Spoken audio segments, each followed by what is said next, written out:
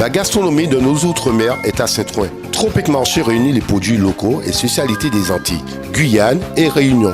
Les boissons, l'épicerie, les fruits et légumes, les poissons, les recettes du traiteur et même la boucherie. Tout est là pour vous régaler avec les goûteuses saveurs de nos tropiques. Pour un Noël de tradition, jambon, boudin, cochon, pâté, lambi et autres délices vous attendent. Notre équipe est à votre service et vous conseille. Joyeux Noël! Guadeloupe, actualité.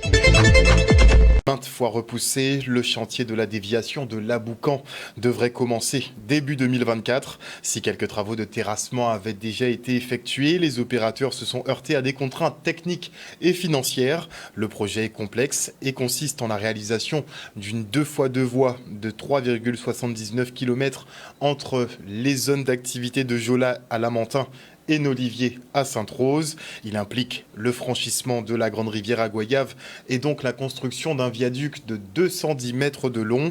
2 ronds-points seront également érigés aux extrémités de l'ouvrage.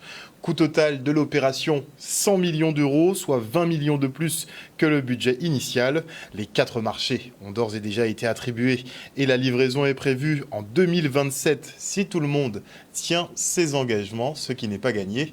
Harry Chalus a tenu une réunion ce matin. Regardez. Nous aujourd'hui sur les berges de la Grande Rivière de Goyave, qui lance le début du chantier. Donc début du chantier, fin 2023, début 2024.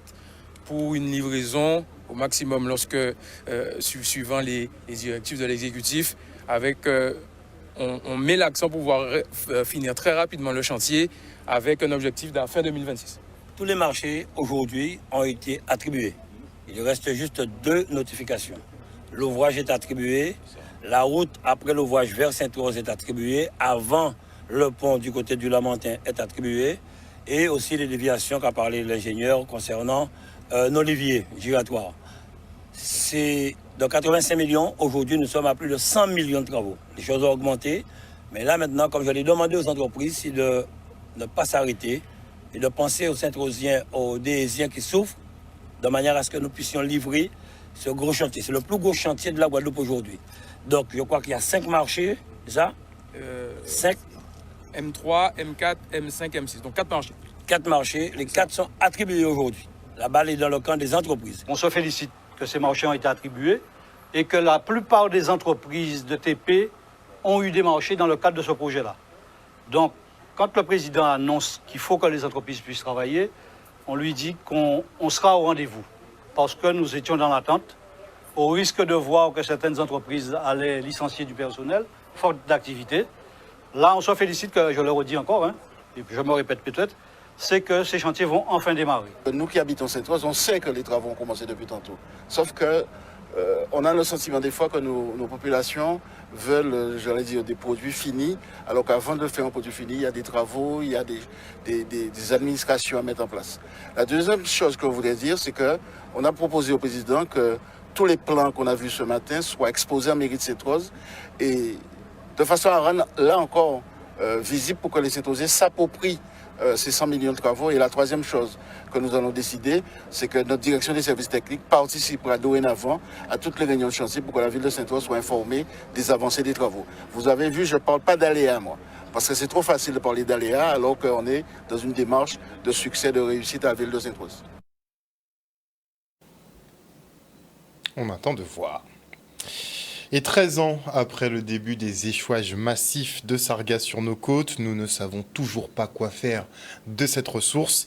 Alors pour aider la recherche, l'université a initié en juin dernier un projet de valorisation de la biomasse issue des algues brunes. Baptisé Sargoud, il porte déjà quelques fruits avec des pistes pour la création de colorants, d'engrais ou de matériaux de construction. Des avancées fondamentales théoriques, mais encore faut-il faire la conversion dans le réel.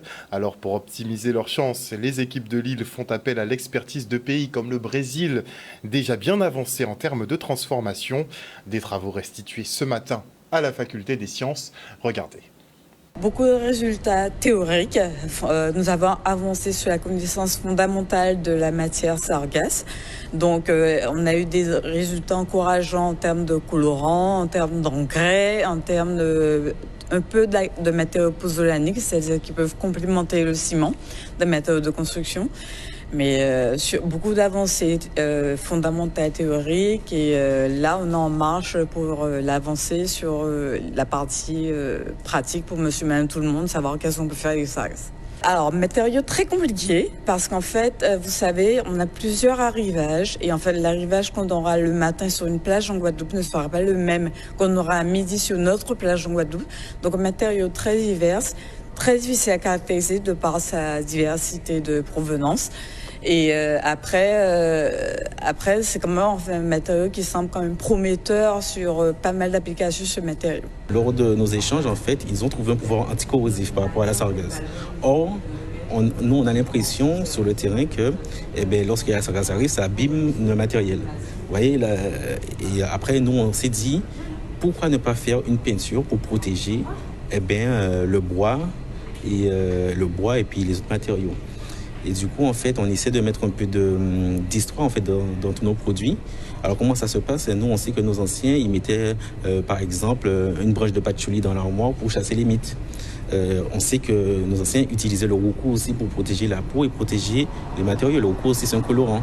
Donc, on s'est dit, mais pourquoi pas faire une peinture qui non seulement va protéger le bois contre les mites, non seulement va donner une couleur assez douce, et en plus, ça va résister au climat tropical.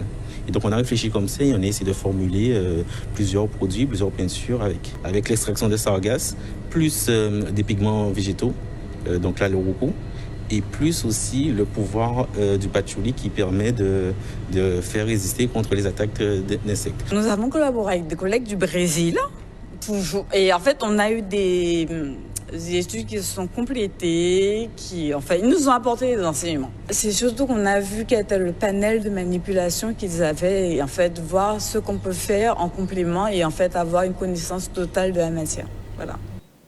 Un reportage de Maxime Morel. Et le mouvement culturel Mascaclé se lance dans la formation aux côtés de la mission locale. 30 jeunes pourront ainsi évoluer au sein d'ateliers d'insertion et peut-être se réconcilier avec les institutions. Le reportage. L'objectif de cette réunion de ce matin, c'est de mobiliser le maximum de jeunes de 16 à 25 ans pour à la fois faire connaître la mission locale pour certains qui ne la connaissent pas, travailler en partenariat avec Mascaclé sur un projet effectivement pour la mise en place de plusieurs ateliers et aussi sur l'insertion socio-professionnelle des jeunes. Aujourd'hui, nous nous lançons, nous mettons le pied à l'étrier en consultant les dispositifs qui existent et pour justement, parce qu'on sait que les jeunes sont assez réfractaires des institutions, des instances mises en place. Et comme nous avons une proximité avec la jeunesse, avec le peuple guadeloupéen, donc on va rentrer directement dans le pratico-pratique, permettre à une trentaine de jeunes de pouvoir évoluer dans divers ateliers que nous mettrons en place depuis le week-end culturel de Mascaclé. La mission locale a pour objectif à la fois de recevoir le jeune qui se présente au sein de ces structures, mais aussi d'aller vers. Et le aller vers, il va être à la fois numérique, mais aussi dans les quartiers, par le biais des différentes associations sportives, culturelles ou effectivement des partenaires de quartier, des associations de quartier. On est aussi acteurs du territoire. Je dis que c'est aussi notre mission, puisque nous avons quand même un vivier de jeunes avec plus de 500 fouettards. Donc nous sommes, je dirais, nous comptons parmi les catalyseurs de cette jeunesse. Donc nous devons leur permettre justement soit de les diriger vers des instances appropriées à ce titre par rapport aux dispositifs qui existent, mais aussi de faire venir les instances à nous afin qu'ils puissent rencontrer les jeunes dans un lieu où ils se retrouvent et se reconnaissent surtout. Le président Harry Chalus met à l'honneur deux de ses homologues femmes, en l'occurrence Lucette Michaud-Chevry et Josette Borel l'Incertain. Deux plaques ont été inaugurés aujourd'hui dans les locaux de la région à Basse-Terre pour ces ex-leaders de la collectivité majeure. Le reportage. Je pense que Mme Chevry et Mme Borel le méritent. Elles ont été présidentes du conseil régional. Elles ont fait un travail considérable.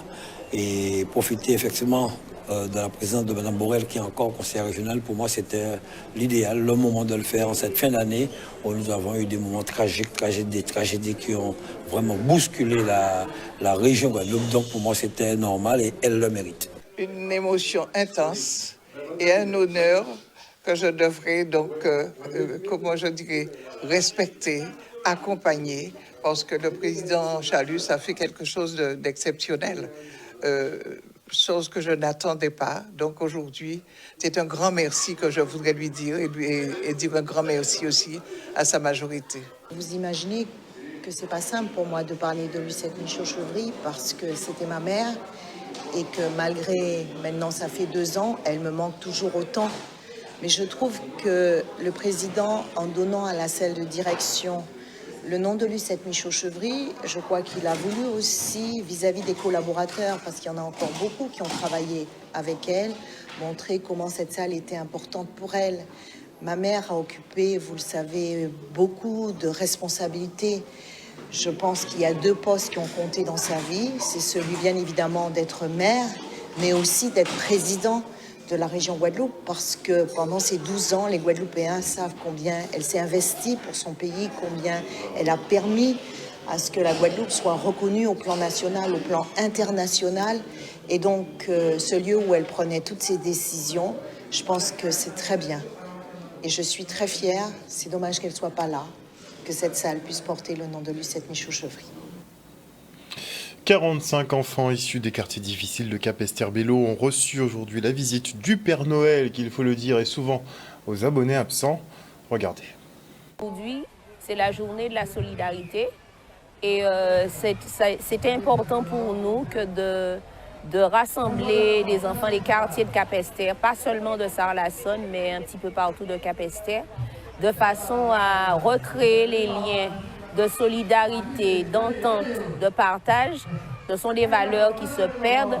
Et je disais tout à l'heure dans mon discours d'ouverture que c'est à nous, justement, les aînés, de pouvoir aider ces enfants-là à créer ces liens de façon à favoriser un mieux vivre ensemble. C'est un lieu de partage, c'est un lieu convivial, c'est un lieu où on peut venir prendre son pied, passer un bon temps, manger tranquillement, paisiblement, dans la paix, dans la joie et dans la bonne humeur. Voilà. Nous sommes rentrés en contact avec 45 enfants. Donc nous avons établi une liste de 45 enfants. Et donc voilà, nous allons voulu offrir une petite fête à ces enfants-là, de façon aussi à améliorer un petit peu leur ordinaire, on va dire, à leur apporter un petit peu de joie, de convivialité. C'est important parce que c'est une cohésion intergénérationnelle entre les jeunes et les grands. Parce que nombreux sont les familles qui n'ont pas les moyens de donner à leurs enfants un cadeau pour Noël. C'est très intéressant, c'est une très bonne initiative, la Capesterre-Belle-Eau, avec l'association ECBE et Parc de l'Amitié. Dans le futur, on va s'organiser pour recréer cet événement. Et n'oubliez pas de donner et encore donner en cette période de fête. Et on se rend au stade de Bémao pour le cross des élèves du collège Maurice Satineau. À noter la présence de sportifs de haut niveau comme Kenny Piprol et Anita Blaz, 2 de nos champions qui n'ont pas manqué de motiver les enfants. Regardez. Nous sommes au stade de Bémao et nous sommes là parce que nos élèves participent à un cross qui est organisé par les professeurs de PS du collège, et notamment Madame Mandré, qui est à côté de moi, qui est la coordinatrice de l'équipe de PS, avec Monsieur Johannes. Le fait d'avoir des sportifs de haut niveau, c'est toujours une source de motivation pour nos élèves, c'est important. Et Madame Mandré a pris cette initiative, et je la remercie d'avoir pris cette initiative, car c'est important pour nos élèves qu'ils aient des exemples de sportifs qui réussissent. On va au collège, on fait son devoir d'élève, on peut obtenir son brevet des collèges, mais aussi, on peut aussi obtenir des résultats sportifs aussi, c'est important. Et le fait d'avoir ces 3 sportifs de haut niveau, c'est un plus pour l'établissement et c'est un plus pour nos élèves. Dans un premier temps, nous, l'équipe EPS, avec mes collègues, nous avons souhaité faire le cross. Malheureusement, on a eu la tempête Tammy qui nous a fait reporter notre cross à cette période et non en octobre comme c'était prévu. Donc l'idée, c'est vraiment que nos élèves puissent avoir le goût de l'effort, parce qu'aujourd'hui, on aura beau dire, on rentre dans une société très hédoniste. Donc l'idée, c'est de leur dire que en faisant des efforts, ils peuvent avoir des résultats. Et nous avons fait appel justement à ce monde du haut niveau avec 2 sportifs, donc Kenny et Anita, Kenny Piprol, Anita Blaz, et l'entraîneur Ketty Cam, de manière à ce qu'ils puissent leur expliquer que en faisant des efforts et en travaillant, on a des résultats. C'est important pour moi de transmettre ma passion, car quand j'étais petite comme eux, il y a eu aussi des sportifs qui sont venus à notre rencontre, comme Laura Flessel.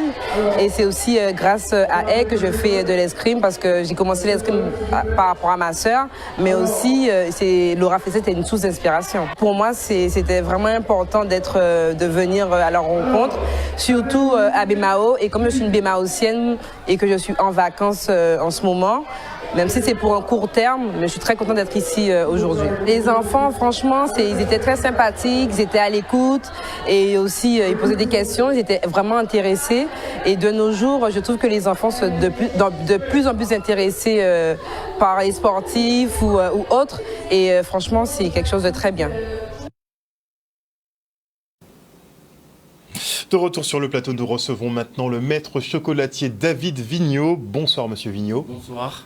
Alors on est en pleine période de fête, donc effectivement on va beaucoup se faire plaisir en cette fin d'année. Vous êtes maître chocolatier, vous avez toute une gamme de produits effectivement que vous proposez toute l'année, mais beaucoup de déclinaisons aussi en période de fête. Mais avant de parler de gourmandise, j'aimerais quand même qu'on fasse un petit point sur l'activité, puisqu'on est au terme de 2 années d'inflation. Bruno Le Maire, le ministre de l'économie, nous dit que pour 2024, on risque de peut-être revenir à des niveaux un peu plus acceptables. Vous, en tant que producteur, vous achetez beaucoup d'intrants pour vos productions. Déjà, est-ce que les variations de prix ont été conséquentes depuis effectivement 2020, à savoir des augmentations conséquentes ou pas? Oui, il y a eu réellement, il y a eu beaucoup d'augmentations sur les matières premières. Les matières premières ont été réellement impactées. Donc il faut faire attention à ce qu'on fait, à ce qu'on jette, parce que des fois on ne se rend pas bien compte, on jette, donc on fait vraiment attention. Vous arrivez plus à maîtriser finalement vos quantités, vraiment, plus à l'économie? Non, c'est pas l'économie, c'est que dans la fabrication au quotidien, des fois on a tendance à jeter un petit peu, donc non, il ne faut pas... voilà, ça c'est pas possible. Et puis on fait attention aussi à l'emballage, le packaging, tout ce qu'on achète, tout ce qu'on fait venir. Regardez que, que ça coûte un petit peu moins cher, que ça pollue moins aussi, c'est important. Voilà, je suis pas trop à faire du suremballage. Mais bon, la clientèle aime bien quand elle achète un produit, elle aime bien avoir un petit sac, vous voyez, un petit quelque chose. Et c'est vrai que moi j'aime bien rester sur des choses simples. Voilà. Alors, en général, on essaie effectivement de ne pas trop répercuter les coûts effectivement sur le prix de vente. Oui, c'est ce que j'ai fait. C'est ce que j'ai depuis le Covid. C'est un gros travail sur les coûts de vente pour essayer de ne pas trop augmenter. Voilà. Parce que vous êtes déjà dans une certaine gamme. Comment on fait pour aller encore plus loin? Alors, dans une certaine gamme, oui. Et en même temps, j'essaye toujours de faire des produits pour toutes les bourses. Parce que c'est pas parce qu'on propose des produits d'une certaine gamme, haut de gamme, bas de gamme, enfin peu importe, hein, mais moi je pars du principe qu'il faut faire plaisir à tout le monde. D'accord? Donc on peut trouver des produits à 3 €, 1 €, 5 €, 10, 15, 20, plus. Mais voilà, ce qui est important, c'est de pouvoir faire plaisir. Alors on a entendu une nouvelle qui a un peu choqué, à savoir les difficultés financières de GMA, qui fournit la plupart des boulangers pâtissiers en farine. Oui. Est-ce que ça vous inquiète pour les mois à venir, puisque vous devez quand même stabiliser vos approvisionnements? Oui, alors sur la farine, je ne suis pas un gros consommateur de farine. Je ne fais pas de boulangerie, de viennoiserie. Donc je vais plus utiliser moi des fruits secs, des poudres d'amandes, des poudres de noisettes. Bien sûr que j'utilise de la farine, mais ce sont plus malheureusement les boulangers qui seront impactés. Qui vont en pâtir vraiment. Oui, oui. Alors, qu'avez-vous prévu pour ces fins d'année? Alors, ces fêtes de fin d'année, mais le dessert des fêtes de fin d'année, c'est la bûche. Donc voilà, donc on a travaillé avec mon équipe. Toujours la bûche, mais vos bûches ne ressemblent pas à des bûches. Bon. Voilà, cette année, il y a même 8 sortes de bûches. 8 sortes de bûches, donc on va avoir 5 sortes de bûches pâtissières. Donc ici, une qui s'appelle, je vous ai amené Chanter Noël. D'accord. Toutes les bûches, c'est des créations originales, uniques d'une année sur l'autre. D'accord. Donc 5 bûches pâtissières, 3 bûches glacées.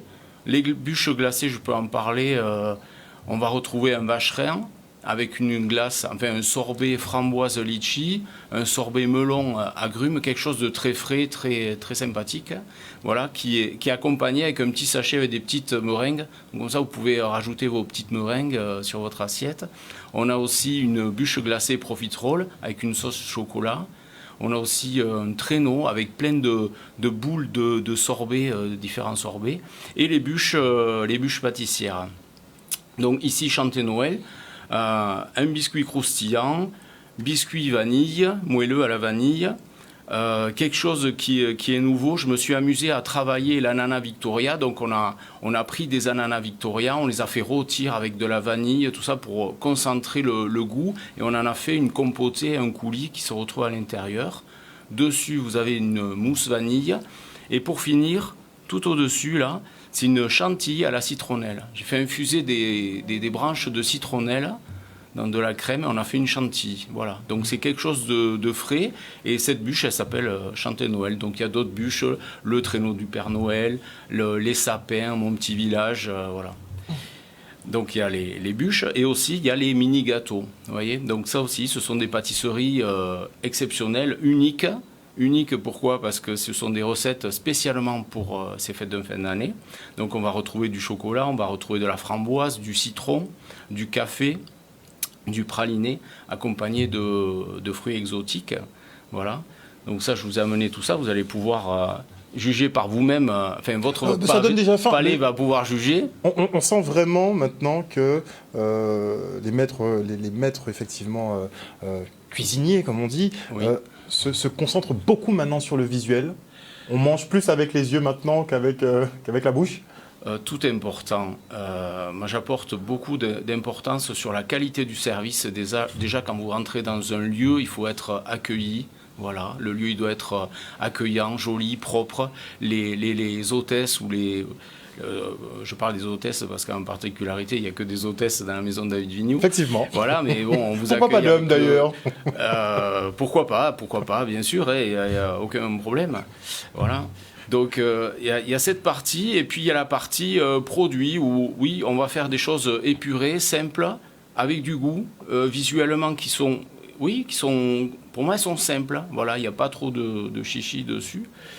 Voilà. Je peux pas en parler plus, mais il faut goûter. Et alors cette année, il y a un concours. On a fait un concours, quand même, qui est exceptionnel, en partenariat avec Carib Holiday, une agence de voyage, Costa Croisière. Donc sur toutes les bûches de la maison David Vignoux, il y a une bûche. Vous voyez là le petit carton là sur lequel repose la bûche. Voilà. Donc sur ce carton, je vais écrire 3 logos. David Vignoux, Costa, Carib Holiday. D'accord ? La personne qui va déguster cette bûche, quand elle aura fini sa bûche, c'est un peu le jeu... C'est un peu la fève. La fève, un peu la fève avant l'heure. Ouais, voilà, la fève. Et vous allez découvrir les logos. D'accord ? Donc la personne, il y aura une personne, enfin 2 personnes, puisque c'est un cadeau pour 2 personnes, qui vont découvrir ces logos. Elle va gagner un voyage. Donc ça va être Paris, Pointe-à-Pitre, Paris, bon, en avion bien sûr, Paris, Marseille en train, et Marseille, vous prenez un bateau Costa et vous allez faire une croisière sur la Méditerranée, pour 2 personnes. Ah, quand même, voilà. Quand même. Ça, c'est le cadeau. Ça, c'est le cadeau de Noël. Donc, voilà. Il ne faut absolument pas, par contre, jeter. Voilà. Est-ce que c'est précisé quand vous les vendez? Parce qu'il faudra faire très attention, finalement, au carton. On va le souligner, on va le préciser, on va le dire et redire. Oui, il ne faut pas jeter le carton parce qu'en fait, il n'y a pas de tirage au sort. Il n'y a pas... Et c'est pendant quelle période, justement? Le jeu, on imagine qu'il a déjà commencé. Mais c'est jusqu'à quand, en fait, que ces bûches seront disponibles avec ce jeu? Ces bûches, elles vont être disponibles... je vais dire sur la période des fêtes, mais déjà actuellement, il y en a beaucoup qui sont vendus, et généralement, après Noël, bon, il reste très peu de bûches, voilà, voire 0. Mais vous arrêtez les ventes quand, qu'on sache? Mais les ventes, tant qu'il y a des bûches, on vend. Et donc le lot est parmi les bûches. Voilà, le lot est parmi les bûches, voilà. Très bien. Voilà. Et pour le souligner, je sais pas si je peux le dire, ça a une valeur quand même de 4 500 €. 4 500 € de lot, puisqu'effectivement il y a voyage. Il y a le transfert à Paris, après le transfert à Marseille, plus la croisière. Exactement. Et plus le retour. Ouais. Et donc tout est compris. Donc voilà. Effectivement. C'est un beau cadeau de Noël. Excellent. À cette période où des fois c'est un petit peu compliqué, je dis bon, mais voilà, c'est quelque chose de sympa. Voilà. Très beau geste en tout cas de votre part. Et on vous remercie effectivement d'être venu ce soir pour cette présentation de ces produits d'exception. Merci encore David Vignoux. Outremernews.fr, le site de l'actualité outre-mer, 24 heures sur 24 et 7 jours sur 7. Retrouvez la chaîne Outre-mer News sur YouTube.